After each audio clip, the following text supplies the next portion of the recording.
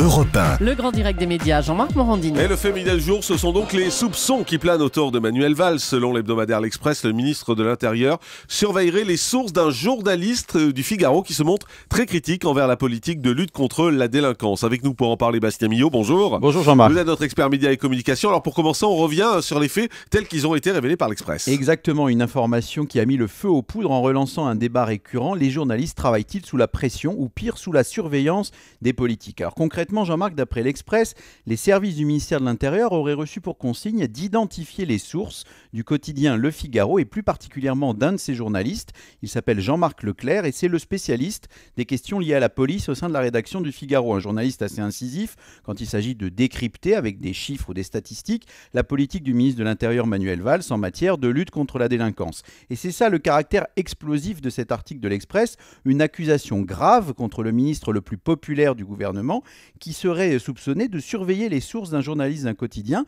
à la ligne résolument offensive envers son gouvernement. L'Express évoque une consigne qui aurait été passée auprès des chefs de service du ministère et notamment à la police aux frontières afin d'identifier les informateurs. Alors évidemment, de son côté, Manuel Valls, en communiquant aguerri, n'a pas tardé à réagir sur un ton résolument offensif. Son cabinet a fait savoir à l'AFP qu'il considérait les affirmations de l'Express comme totalement infondées, en les qualifiant également d'allégations mensongères. Le ton est vraiment délibérément offensif. Le ministre se déclare au passage extrêmement attaché à la liberté de la presse ainsi qu'à la protection des sources. L'histoire va-t-elle s'arrêter là, Jean-Marc? On va suivre ça de près. Alors pour être honnête, si on remonte dans le passé, les exemples sont nombreux en ce qui concerne les pressions exercées sur les journalistes. Effectivement, sans remonter aux calendes grecques, on se souvient notamment il y a plus de 40 ans maintenant de l'affaire d'espionnage du Canard enchaîné par des agents de la DST en 1973, ceux-ci cherchant visiblement à identifier les personnes communiquant des informations sensibles à l'hebdomadaire satirique en se faisant passer pour des plombiers. Plus récemment, l'affaire dite des Fadettes qui a opposé l'ancien procureur de Nanterre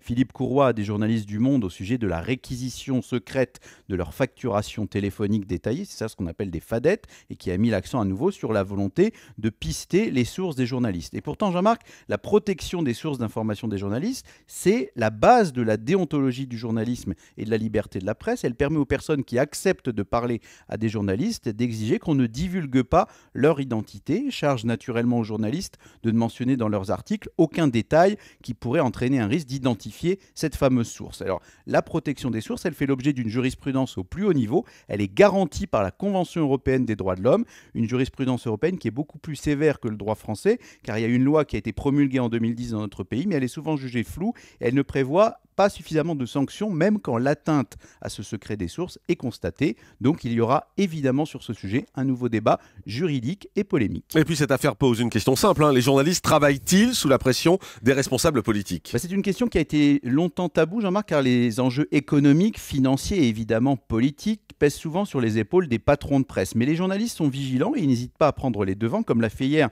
la Société des journalistes du Figaro, en affirmant qu'un éventuel espionnage serait une atteinte délibérée à la liberté d'informer qu'on ne peut justifier d'aucune façon.